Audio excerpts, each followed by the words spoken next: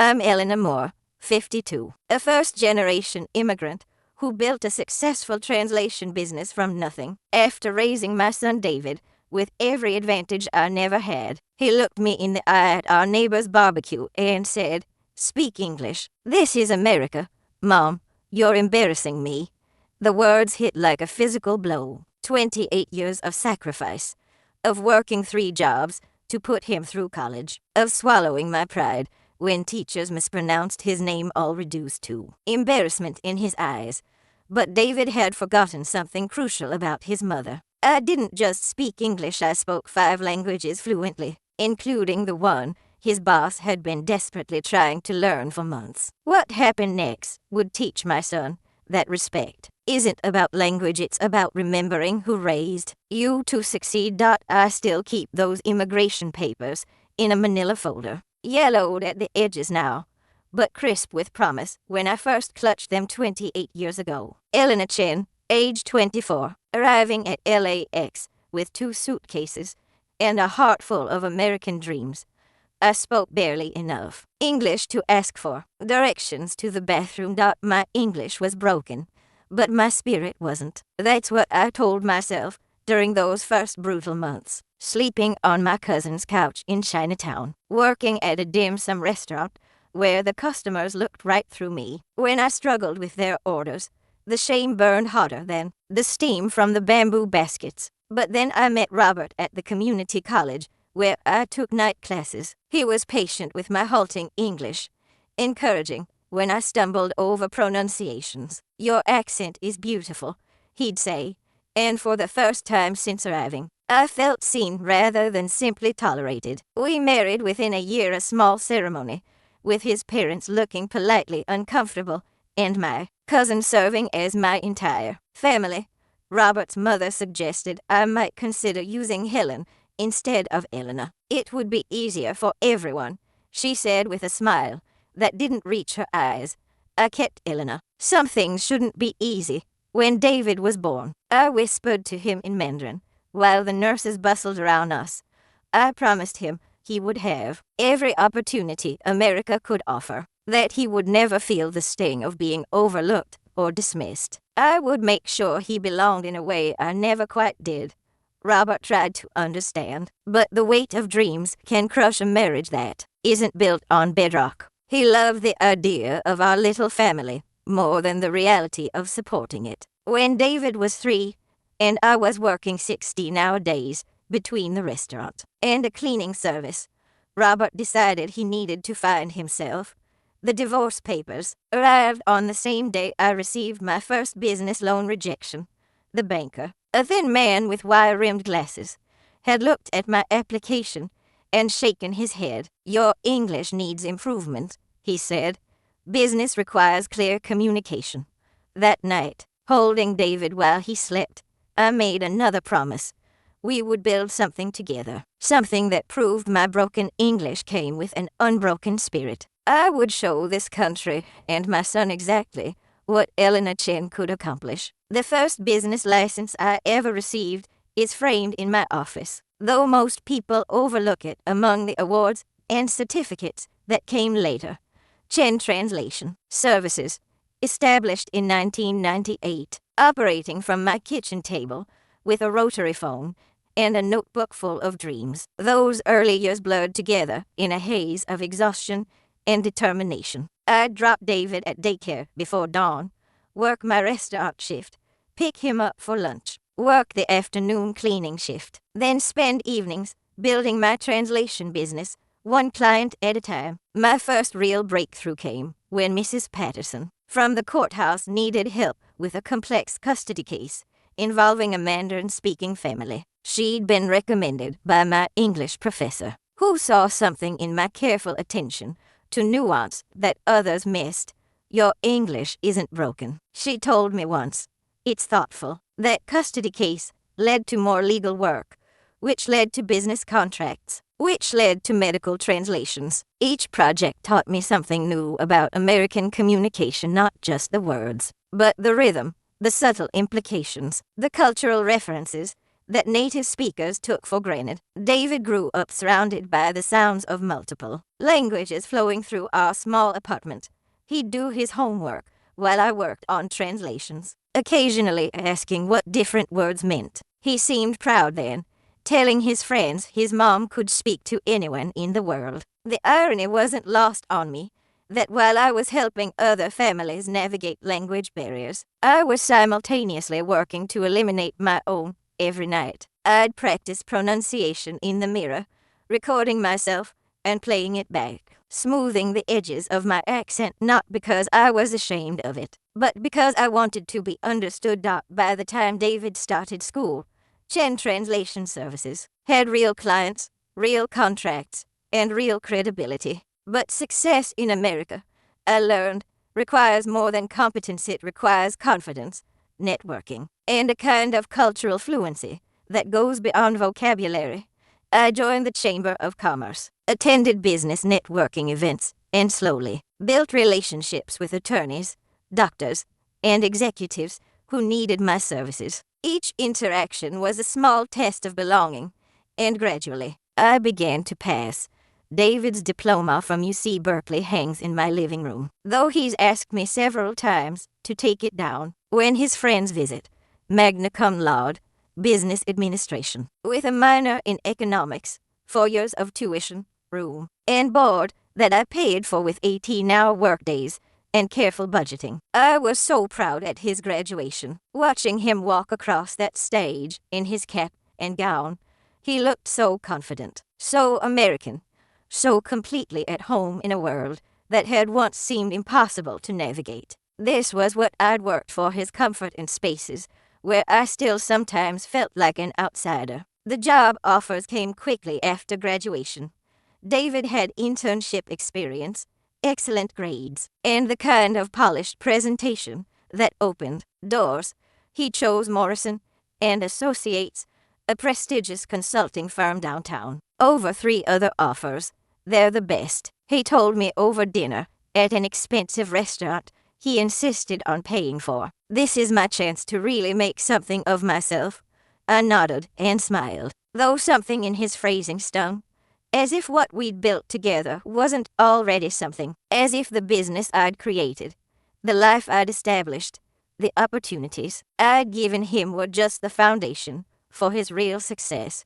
But I pushed the feeling aside. This was what I'd wanted for him: confidence, ambition, the ability to reach for opportunities without the hesitation that had marked my own journey. The changes started subtly. David would correct my pronunciation during casual conversations, not maliciously, but with the patience of someone helping a child learn to speak properly. He'd suggest restaurants where the food is more authentic than the places I'd taken him as a child. He started introducing me as my mom rather than by name, as if Elena Chen carried some embarrassment he didn't want to explain. When he brought colleagues to company events, I noticed how he'd steer conversations away from my work, deflecting questions about what I did with vague references to consulting. The translation business that had built our life together became something to be minimized, explained away, or simply ignored. I told myself this was normal. Children grow up, establish their own identities, sometimes distance themselves from their parents' struggles. It was healthy, even a sign that I'd succeeded in giving him the belonging I'd never quite achieved. But success, I realized, was more complicated than I'd imagined. David's confidence came at the cost of our connection. His comfort in American spaces seemed to require discomfort with his Chinese heritage. His professional polish reflected a kind of cultural amnesia that erased not just his past, but mine. The awards and recognition I received in later years felt bittersweet. When I was named Small Business Owner of the Year by the City Council, David was traveling for work. When the Chinese American Chamber of Commerce honored me for community service, he had prior commitments. Each achievement that should have made him proud instead seemed to make him more distant, as if my visibility in the community somehow diminished his professional image. But I continued building. Chen Translation Services grew from a kitchen table operation to a downtown office with 3 employees. We handled contracts for major corporations, legal cases for the district attorney's office, and medical translations for the county hospital system. My reputation for accuracy, cultural sensitivity, and professionalism spread through professional circles. Judges requested me specifically for complex cases. Executives flew me to other cities to handle sensitive negotiations. I became known, not just as a competent translator, but as someone who could bridge cultural gaps that others couldn't even see. The neighborhood barbecue invitation arrived on a Tuesday in spring, hand-delivered by Martha Williams, who'd lived next door for 15 years. Annual spring gathering, she said with genuine warmth. We'd love to have you join us this year. I'd been invited before, but always declined, using work as an excuse. Social gatherings still felt like performance art to me, navigating small talk, cultural references, and the subtle social dynamics that native speakers absorbed without thinking. But this year felt different. David was doing well. I was confident in my English, and I'd finally reached a place where I felt like I belonged in my own neighborhood. Why not celebrate that? The party was everything I'd expected: friendly neighbors, children playing in the yard, the smell of grilling meat mixing with laughter and conversation. I brought spring rolls, homemade from a recipe my mother had taught me, and watched with satisfaction as they disappeared quickly from the buffet table. I was talking with Mrs. Kim, an elderly Korean woman who'd recently moved in with her son's family, when I noticed her struggling to communicate with other guests. Her English was limited, and she seemed frustrated trying to explain something about her garden. Without thinking, I switched to Mandarin. Mrs. Kim's face lit up like mine. She was more comfortable with Chinese than Korean when speaking to non-family members. We had a lovely conversation about gardening, her grandchildren, and her adjustment to American suburban life. That's when I heard David's voice behind me, sharp with embarrassment and anger. Speak English. This is America. Mom, you're embarrassing me. The words cut through the pleasant afternoon like a knife through silk. Conversations around us stopped. Mrs. Kim looked confused and hurt. The neighbors, who'd been enjoying my spring rolls, suddenly found their plates very interesting. I turned to face my son, this young man I'd raised with every advantage, every opportunity, every sacrifice I could make. His face was flushed, his jaw set in the stubborn expression I remembered from his teenage years. But this wasn't teenage rebellion, this was adult rejection. I was helping Mrs. Kim, I said quietly, my voice steadied despite the trembling in my chest. You were showing off, he replied, loud enough for everyone to hear, making a spectacle. These people don't need to hear your foreign language lessons. The silence that followed was deafening. I could feel the eyes of our neighbors, the judgment and pity, and second-hand embarrassment that I'd spent decades trying to avoid. But this time, the shame wasn't mine to carry. I looked at my son, this confident, successful, thoroughly American young man, and saw something I'd been blind to for years. He wasn't confident. He was terrified. Terrified that his mother's accent, his family's history, his own heritage would mark him as other in the world he'd worked so hard to join. I see, I said, my voice carrying a calm that surprised even me. Thank you for clarifying. I turned back to Mrs. Kim, who was gathering her purse with shaking hands, clearly planning to leave.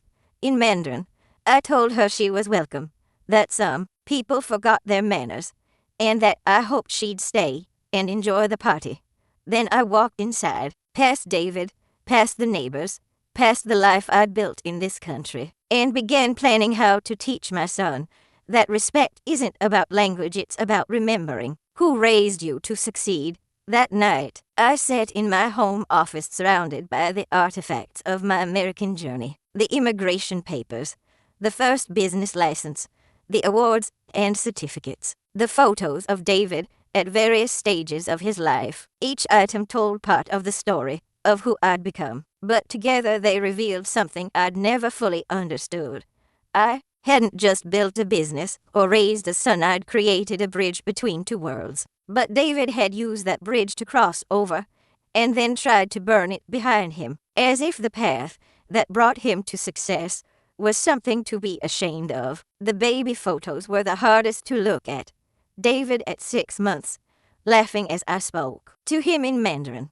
David at 2, proudly showing off his ability to count in both languages. David at 5, translating for other children whose parents spoke limited English. When had I lost that little boy who saw multiple languages as a superpower rather than a source of shame? When had my carefully constructed American success become his embarrassment? I thought about Mrs. Kim's face when David spoke to me that way, the hurt and confusion in her eyes. She'd been looking forward to finding someone who could understand her, and instead she'd witnessed a son humiliating his mother for the crime of kindness. But as I sat there in the quiet of my office, surrounded by the evidence of everything I'd accomplished, I realized something important. David's embarrassment didn't diminish my achievements. His shame didn't invalidate my success. His desire to distance himself from our family's story didn't change the fact that it was a story worth telling. For 28 years, I'd worked to give my son opportunities. Now it was time to give him education. The next morning, I did what I always did when I needed information. I researched. David worked at Morrison and Associates, a mid-sized consulting firm that specialized in helping American companies expand into Asian markets. Their website was polished and professional, full of buzzwords about cultural competency and global partnerships. I scrolled through the staff directory until I found David's profile. David Chen, Junior Associate, with a photo that looked nothing like the little boy who used to ask me to teach him new words in Mandarin. The bio mentioned his education, his business experience, and his keen understanding of international market dynamics. No mention of how he'd acquired that understanding. No reference to growing up in a household where multiple languages were spoken daily, where cultural nuance was discussed over dinner, where the complexities of cross-cultural communication were lived rather than studied. But it was the senior staff profiles that caught my attention. James Morrison, managing partner, had an impressive resume: Harvard MBA, 15 years of consulting experience, numerous industry awards. The bio mentioned his ongoing commitment to expanding the firm's capabilities in Asian markets, and his personal dedication to mastering Mandarin to better serve Chinese clients. I clicked through to the firm's recent news section and found what I was looking for. Morrison and Associates had been courting a major Chinese manufacturing company for 8 months, trying to land a contract that would represent their largest international deal to date. The negotiations had stalled, according to a trade publication article, due to communication challenges and cultural misunderstandings. The article quoted James Morrison directly: "We're committed to building authentic relationships with our Chinese partners.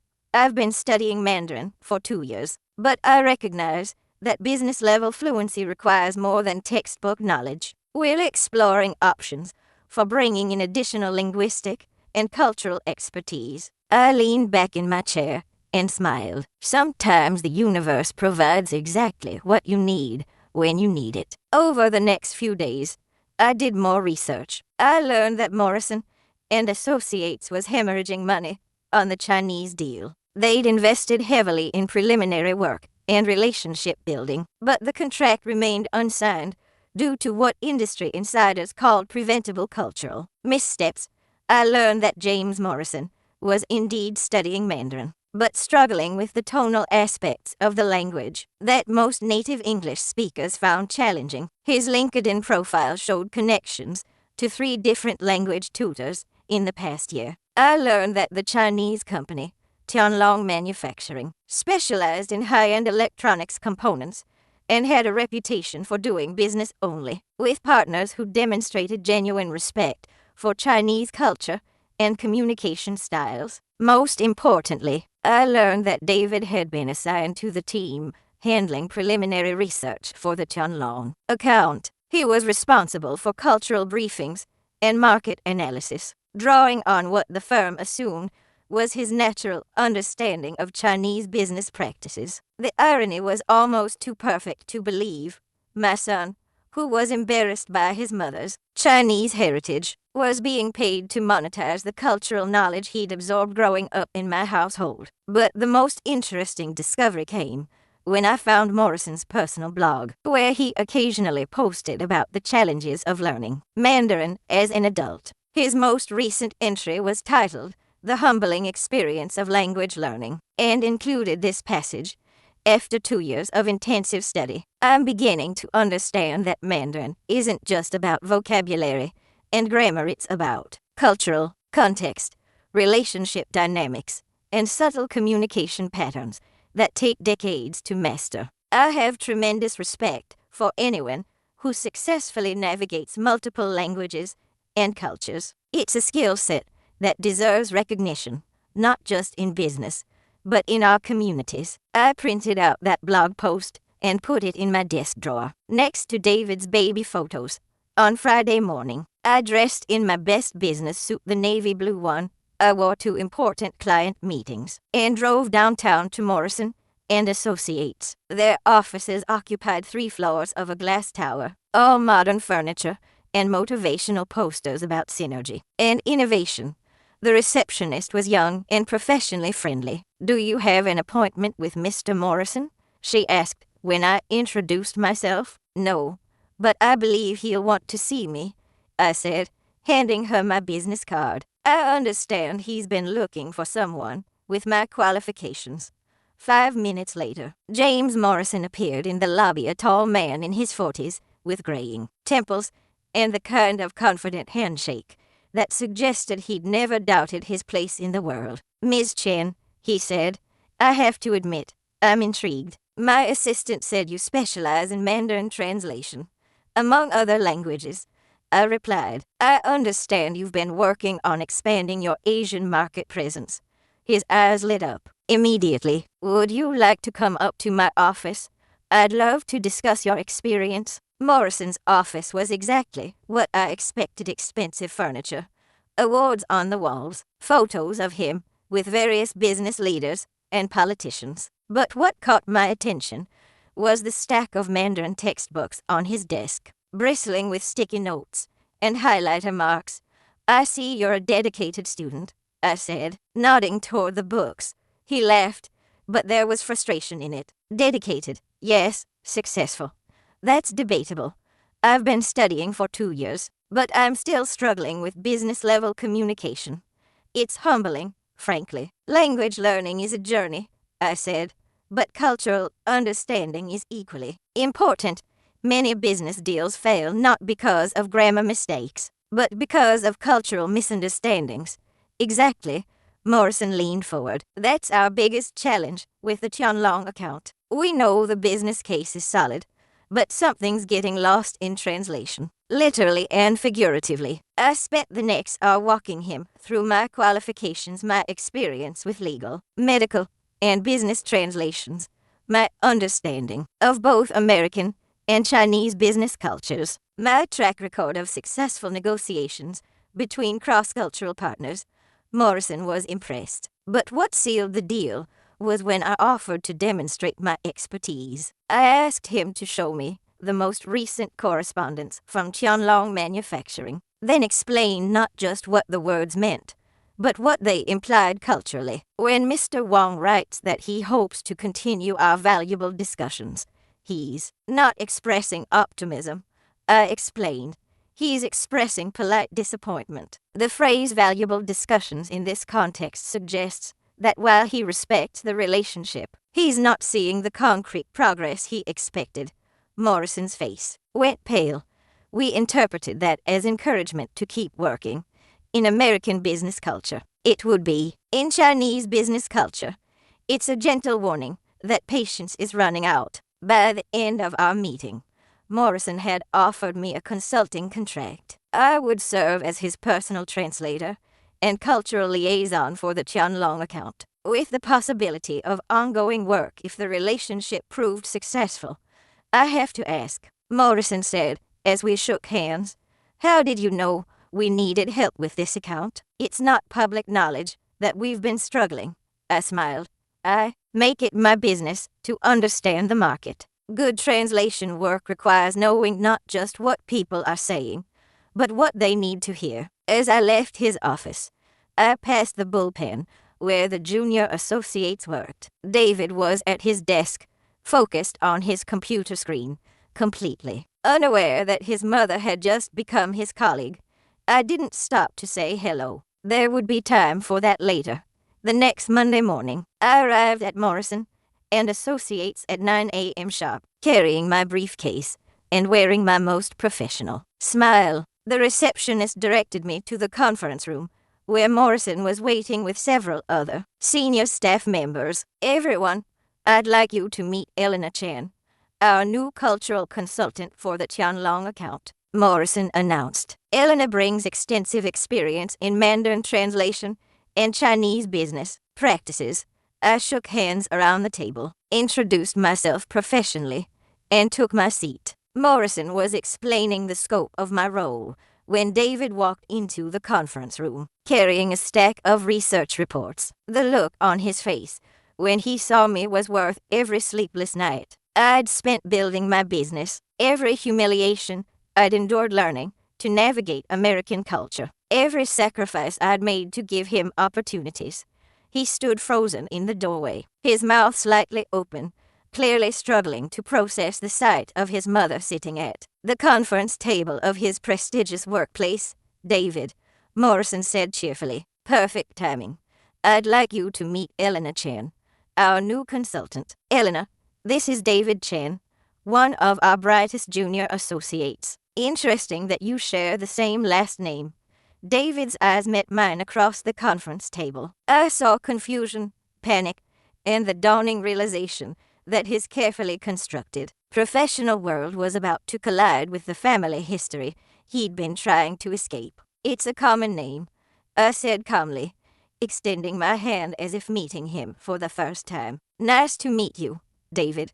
He shook my hand automatically, his palm damp with nervous sweat. Nice to meet you too, he managed, his voice barely above a whisper. Morrison continued with the meeting, explaining the challenges with the Tianlong account and outlining my role in the upcoming negotiations. David took notes mechanically, but I could see his hands shaking slightly as he wrote. When Morrison asked David to present his cultural analysis of the Chinese market, my son stood up and delivered a polished presentation about business practices, cultural values, and communication styles. Everything he said was accurate, well-researched, and professionally presented. Everything he said was also knowledge he'd absorbed from growing up in my household, listening to my phone calls with clients, observing my work with cross-cultural business relationships. The irony was breathtaking. David was being paid to share insights about Chinese culture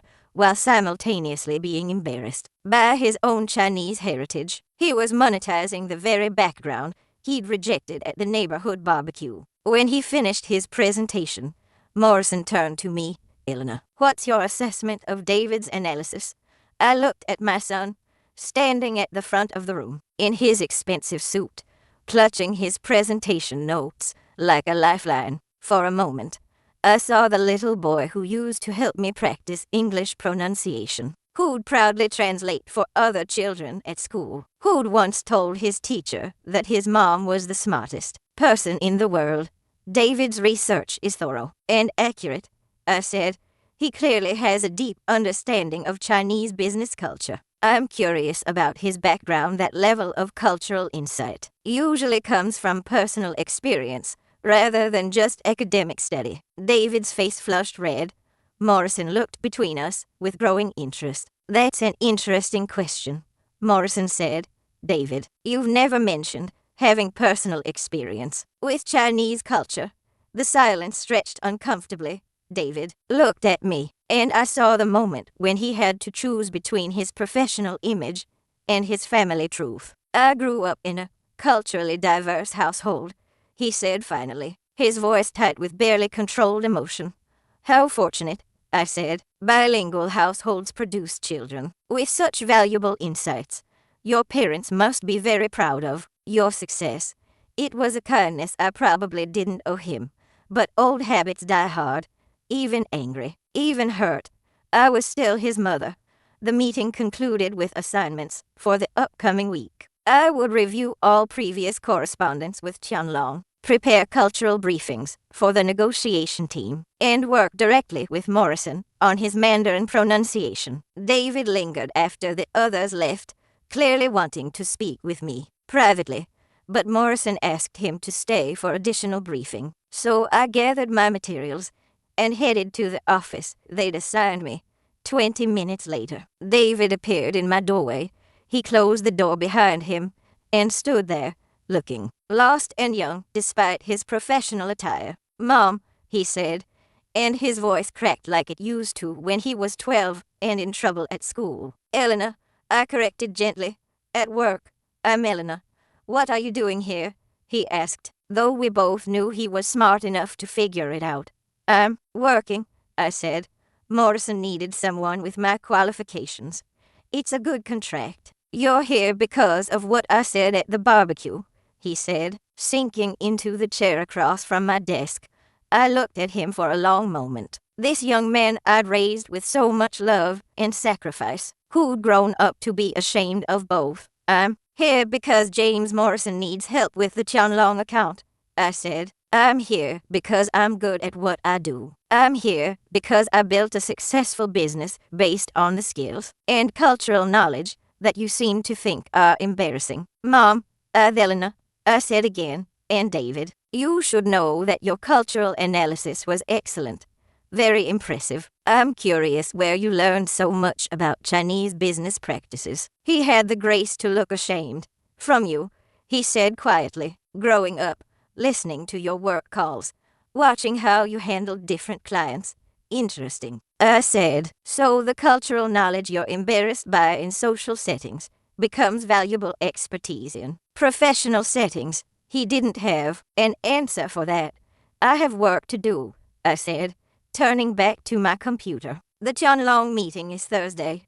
I suggest you prepare thoroughly. Your reputation is on the line." He sat there for another minute, clearly wanting to say more, but eventually he got up and left. I listened to his footsteps retreating down the hallway and felt a complex mix of satisfaction and sadness. This wasn't revenge. Exactly. It was education. And sometimes the most important lessons are the ones that hurt the most to learn. The Tianlong presentation took place on Thursday afternoon in Morrison's largest conference room. The Chinese delegation consisted of Mr. Wang, the company's president, and 2 other executives, all of whom had flown in from Shanghai specifically for this meeting. I arrived early to set up the translation equipment and review my notes one final time. Morrison was nervous. I could see it in the way he kept adjusting his tie and checking his pronunciation of key Mandarin phrases. "Remember," I told him, "let me handle the introductions and cultural protocols. Don't try to impress them with your Mandarin unless I signal that it's appropriate. They'll respect your effort to learn their language, but they'll respect your judgment in knowing your limitations even more." David was part of the presentation team, along with 2 other junior associates and a senior partner. He looked professional and prepared, but I caught him glancing at me nervously throughout the morning. When the Tianlong executives arrived, I greeted them in Mandarin, handling the formal introductions and ensuring they felt welcomed and respected. Mr. Wang smiled genuinely for the first time since the relationship began, clearly relieved to communicate in his native language. The presentation itself went smoothly. Morrison's team outlined their proposal clearly. I provided seamless translation and cultural context, and the Chinese executives asked thoughtful questions that suggested genuine interest. But the real test came during the informal discussion. Afterward, when business cards were exchanged and relationships were solidified over tea and casual conversation. This was where most American firms failed with Chinese clients. They treated the formal presentation as the main event and the social interaction as an afterthought. In Chinese business culture, it was exactly the opposite. I watched Morrison navigate the conversation with growing confidence, asking appropriate questions about Mr. Wang's family and business philosophy, demonstrating genuine interest in building a long-term relationship rather than just closing a deal. When Mr. Wang mentioned his daughter's upcoming wedding, Morrison asked thoughtful follow-up questions. When the conversation turned to the challenges of maintaining cultural identity in a globalized world, Morrison acknowledged his own struggles with learning Mandarin and expressed respect for the complexity of cross-cultural communication. David contributed to the conversation as well, and I had to admit he handled himself professionally. His cultural insights were valuable, his manner was respectful, and he demonstrated the kind of authentic engagement that Chinese business leaders appreciated. But there was a moment, about halfway through the tea service, when Mr. Wang turned to me and said, in Mandarin, "Your son works here." I glanced at David, who was following the conversation, but clearly didn't realize what had just been asked. "Yes," I replied in Mandarin. "He's very talented. He learned his cultural understanding from you," Mr. Wang said. It was a statement, not a question. "We all learn from our families," I said diplomatically. Wang nodded approvingly. "A son who honors his mother's wisdom is a man who can be trusted in business." I translated this exchange for Morrison, who looked delighted. "Mr. Wang is impressed with our team's cultural knowledge," I said. "He particularly appreciates David's insights." What I didn't translate was Mr. Wang's next comment. "Your son is fortunate to have such an accomplished mother. In China, we believe that a man's character is reflected in how he treats his parents." The meeting concluded with tentative agreement to move forward with the contract, pending a few minor adjustments to the proposal. Morrison was ecstatic this deal would represent the largest international contract in his firm's history. As the Chinese executives prepared to leave, Mr. Wang approached me privately. "Mrs. Chen," he said in English, clearly making an effort, "thank you for your excellent work today. You made us feel very welcome." "It was my pleasure," I replied. "Your son," he continued, switching back to Mandarin, "he has good training. But a young man should remember that wisdom comes from experience, and experience comes from respecting one's teachers." I smiled. "Young people sometimes need time to appreciate what they've learned." Mr. Wang nodded. "In my experience, the most successful partnerships are built on mutual respect and understanding of each other's contributions." I hope your son understands how valuable his mother's guidance has been to his success. After the Tianlong executives left, Morrison gathered his team in the conference room for a debrief. He was glowing with satisfaction and relief. "That was the most successful client meeting we've had in months," he announced. "Elena, your expertise made all the difference. The way you handled the cultural protocols, the translation nuances, the relationship building, it was masterful." He turned to David. "And David, your cultural analysis was spot on. Where did you develop such deep understanding of Chinese business practices?" David looked at me across the conference table. I kept my expression neutral, professional, waiting to see what he would say. "I had excellent teachers," he said finally. "My mother is a professional translator and cultural consultant. Everything I know about cross-cultural communication, I learned from watching her work." The silence that followed was brief but significant. Morrison looked between us with dawning understanding. "Your mother," he said. "Elena is your mother." "Yes," David said, and for the first time since the barbecue, he didn't sound ashamed of the connection. Morrison's face broke into a huge smile. "Well, that explains the exceptional cultural insights. Elena, you didn't mention that David was your son." "Professional relationships are separate from personal ones," I said. "David earned his position here through his own qualifications and hard work. But clearly his background gave him advantages," Morrison said. "Growing up bilingual, observing professional translation work, absorbing cultural knowledge from an expert, that's an incredible foundation for international business." David nodded slowly. "I've been very fortunate in my upbringing," he said, looking directly at me. My mother sacrificed a lot to give me opportunities. I should have acknowledged that sooner. It wasn't an apology, not exactly, but it was recognition, and that was a start.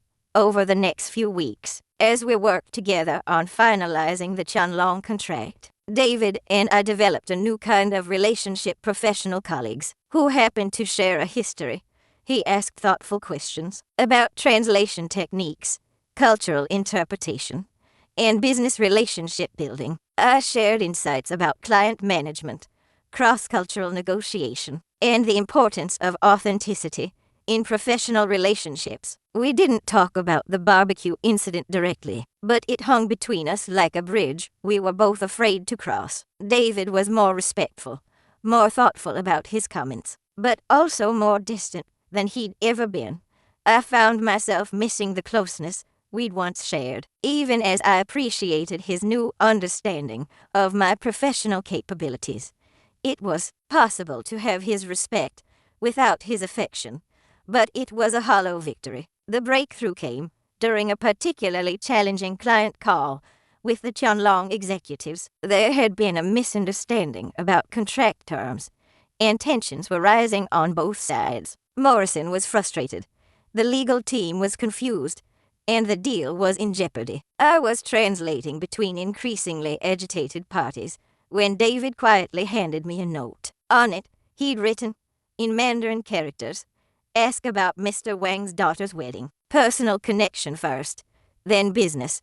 It was exactly the right strategy. I smoothly shifted the conversation to more personal topics, asked about the wedding preparations, shared some thoughts about the importance of family celebrations, and gradually diffused the tension. Within 20 minutes, we were back to productive negotiations. The contract was saved, the relationship was preserved, and Morrison looked like he wanted to kiss both of us. After the call ended, I looked at David with new appreciation. "That was excellent cultural insight," I said. "Perfect timing and exactly the right approach. I learned from the best," he said, and for the first time in months, his smile was genuine. "We make a good team," I said. "We always did," he replied quietly. "I just forgot for a while." The Tianlong contract was signed on a Friday afternoon in Morrison's office, with champagne and congratulations all around. Morrison was ecstatic. The senior partners were impressed, and David was being talked about as a rising star with exceptional international capabilities. During the celebration, Morrison pulled me aside. "Elena, I can't thank you enough for what you've done for this firm," he said. "Not just the Tianlong deal, but the way you've elevated our entire approach to international business. I'd like to discuss a more permanent arrangement." I was flattered, but I also knew this wasn't about my career anymore. It was about David's education, and that lesson was far from complete. "I appreciate the offer," I said, "but I think my work here is done." Morrison looked confused. "Done, but we're just getting started. With your expertise, we could expand into other Asian markets, build a whole international division. You have everything you need already," I said, glancing toward David, who was talking animatedly with colleagues about future projects. "Your team has learned the cultural principles.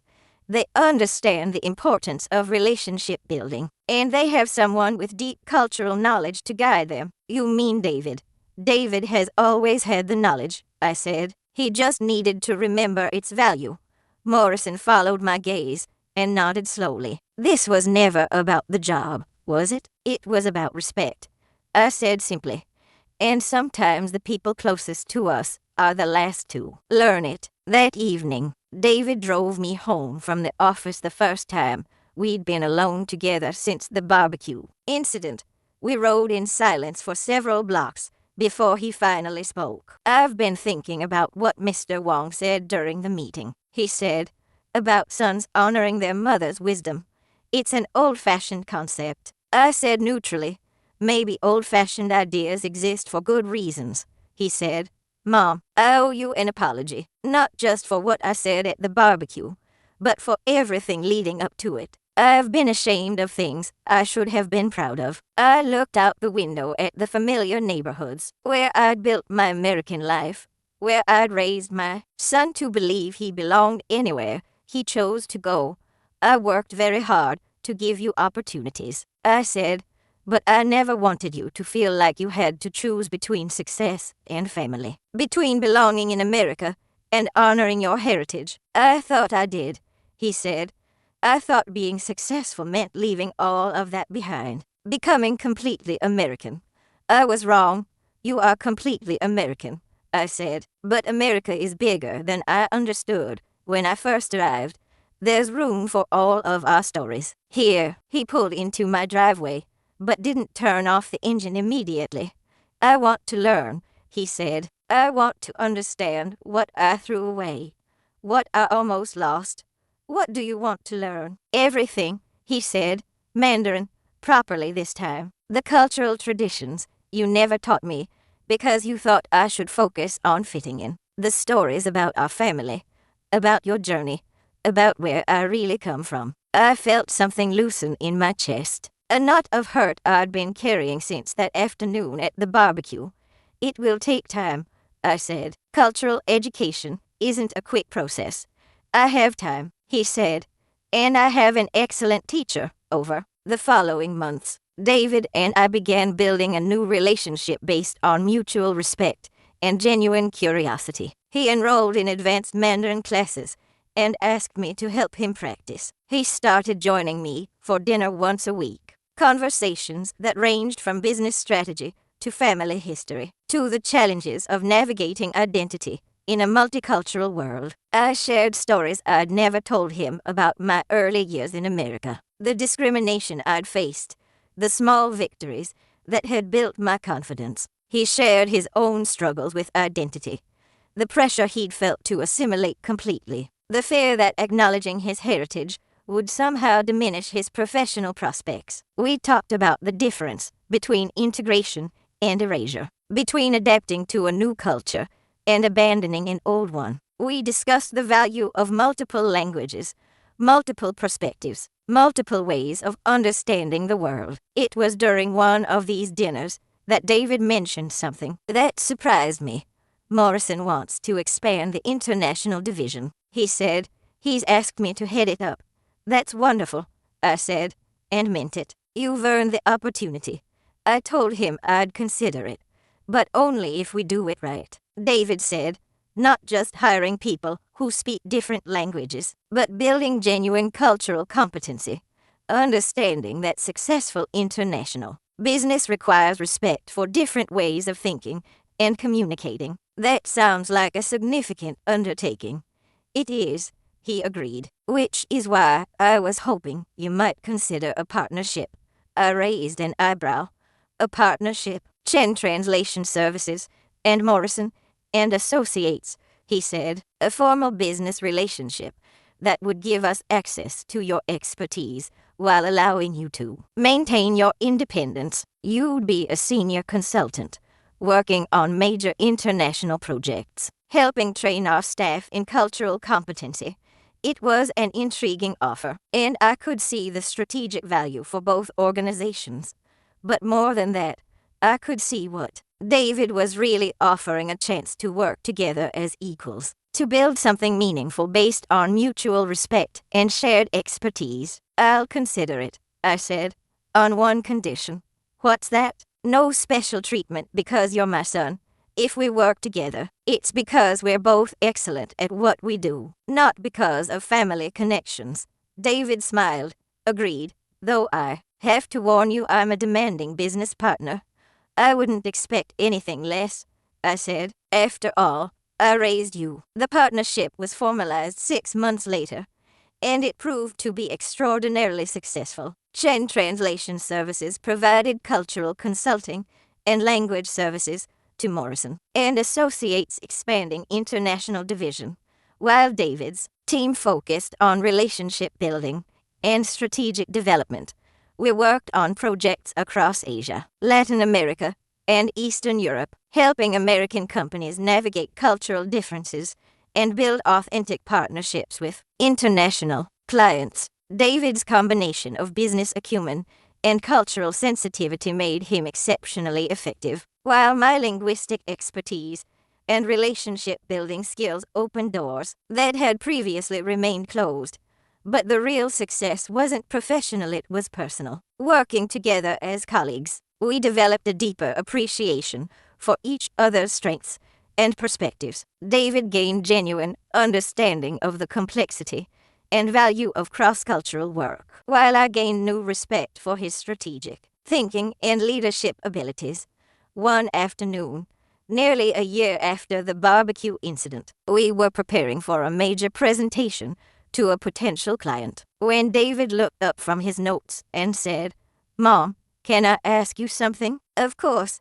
Do you forgive me for what I said, for how I acted, for being ashamed of things I should have celebrated?" I set down my pen and looked at my son, this thoughtful, accomplished young man who had learned to value the heritage he'd once rejected. "David," I said, "there's nothing to forgive. You were trying to find your place in the world, and sometimes that process is messy and hurtful. What matters is that you found your way back to understanding who you really are, a Chinese-American son of an immigrant entrepreneur," he said with a smile. "A successful businessman who values both his heritage and his opportunities," I corrected. "A bridge between cultures, just like his mother." That evening, David suggested we attend the neighborhood summer barbecue that Martha Williams had been organizing annually. I hesitated. The memory of the previous year's humiliation was still fresh. "Are you sure?" I asked. "I'm sure," he said. "I think it's time to show our neighbors what a real mother-son team looks like." The barbecue was much like the previous year's. Friendly neighbors, children playing, the smell of grilling food, and the sound of easy conversation. But this time, David stayed close as I mingled with guests, introducing me proudly as his mother and business partner. When Mrs. Kim approached with her grandson, who was struggling with his English homework, David immediately suggested that I might be able to help. "My mother speaks several languages," he told the boy. "She's helped a lot of people learn to communicate better." I spent 20 minutes working with Mrs. Kim's grandson on his pronunciation, using techniques I developed over decades of language education. David watched the entire interaction with genuine interest, occasionally asking questions about teaching methods and cultural communication patterns. When Mrs. Williams complimented my spring rolls made from the same recipe I'd brought the previous year, David beamed with pride. "My mom makes the best spring rolls in the city," he said. "She taught me the recipe, but mine never turn out quite as good as hers." "Practice," I told him in Mandarin, then translated for the benefit of our neighbors. "Practice and patience." "What did she say?" Mrs. Williams asked with genuine curiosity. "She said practice and patience," David explained. "It's something she taught me about everything: language, business, life. Good things take time to develop." As the evening wound down, David and I found ourselves sitting on my back porch, watching the last of the guests filter home. "Thank you," he said quietly. "For what?" "For not giving up on me. For teaching me that respect isn't about language, it's about remembering who raised you to succeed." I reached over and squeezed his hand. "You remembered," I said. "That's what matters." "I'll never forget again," he promised. 3 months later, I received a call that would test that promise. David had been offered a position with an international consulting firm based in Shanghai, a dream opportunity that would allow him to work directly with Chinese companies while representing American business interests. "It's exactly what I've been working toward," he told me over dinner. "The chance to use everything you've taught me about cross-cultural business relationships." "It sounds perfect for you," I said, though my heart ached at the thought of him moving so far away. "There's just one thing," he said. "They want to meet with both of us." Both of us. They've heard about our partnership, the success we've had with international projects. They're interested in establishing a consulting relationship with Chen Translation Services as well. I was intrigued despite myself. What kind of relationship? Cultural training for American executives. Translation services for sensitive negotiations. Relationship building with potential Chinese partners. David explained. Basically, they want to hire us as a team. Us as a team. Chen and Chen International Consulting, he said with a grin.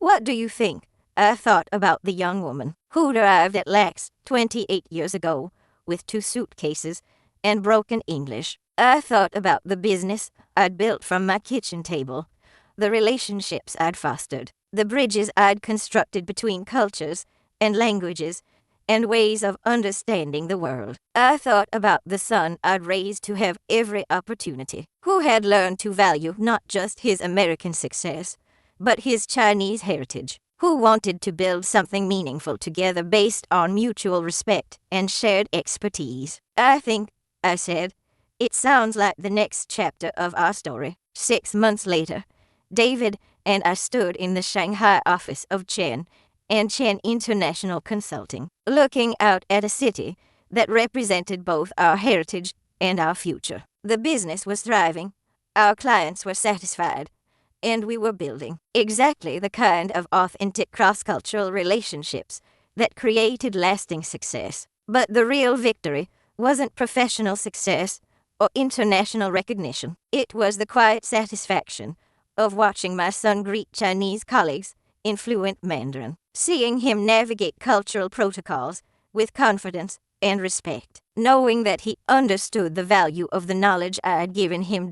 It was the evening phone calls where he'd ask for advice about difficult client relationships or complex cultural negotiations, treating my expertise as the valuable resource it had always been. It was the way he introduced me to new contacts, not as my mom, but as my business partner and mentor, Elena Chen, with genuine pride in both my accomplishments and our family connection. One evening, as we finished a successful presentation to a group of potential Chinese partners, David turned to me with the same smile he'd worn as a little boy, showing me his report card. How did I do? He asked in Mandarin.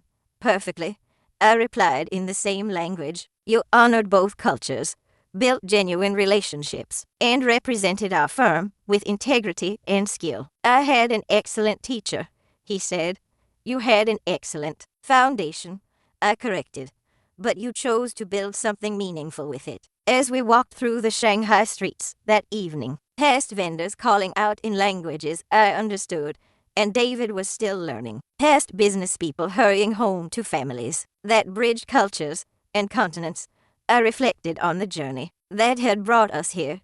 I'd come to America to give my son opportunities. I'd built a successful business to prove that broken English didn't mean broken dreams. I'd sacrificed and struggled and persevered to create a life where my heritage was an asset rather than an obstacle. But I'd never imagined that the greatest success would be this, working alongside my son as an equal partner, watching him value the cultural knowledge he'd once rejected, knowing that the bridge I'd built between worlds was strong enough to support the next generation. At the neighborhood barbecue, where David had told me to speak English, I'd been embarrassed by my son's rejection of our shared heritage. But embarrassment, I'd learned, was a temporary emotion. Respect, once earned and recognized, was permanent. My son had learned that success in America didn't require abandoning his Chinese heritage. It required embracing all of who he was and using every advantage his multicultural upbringing had given him. He'd learned that speaking multiple languages wasn't something to be ashamed of. It was a superpower that opened doors, built relationships, and created opportunities that monolingual competitors couldn't access. Most importantly, he'd learned that the woman who raised him hadn't just given him life, she'd given him the tools to build an extraordinary life, if he was wise enough to use them. The next time someone tells their immigrant parent to speak English, this is America, I hope they remember David's story. America is big enough for all of our languages, all of our cultures, all of our ways of understanding and navigating the world. And sometimes the very heritage we're tempted to abandon is exactly what we need to build the future we're dreaming of. The last artifact in my office isn't framed or displayed prominently. It's tucked into my desk drawer, next to David's baby photos and my original immigration papers. It's the birth certificate for David's daughter, Elena Morrison, named after her grandmother. Born into a world where multiple languages are celebrated rather than hidden, where cultural heritage is seen as wealth rather than burden. When I hold that birth certificate, I see the future I worked so hard to build, a generation that won't have to choose between success and heritage, between belonging in America and honoring their ancestors, between speaking the language of their birth and the language of their dreams. David speaks to his daughter in both Mandarin and English. She'll grow up understanding that communication is about connection, not conformity. She'll learn that respect isn't about language, it's about remembering who loved you enough to give you the tools for success. And someday, when she's old enough to understand, I'll tell her the story of how her father learned to value the gifts his mother had given him, and how that lesson changed not just our family, but the trajectory of our lives. Because that's what good stories do. They don't just entertain or educate. They transform the people brave enough to live them.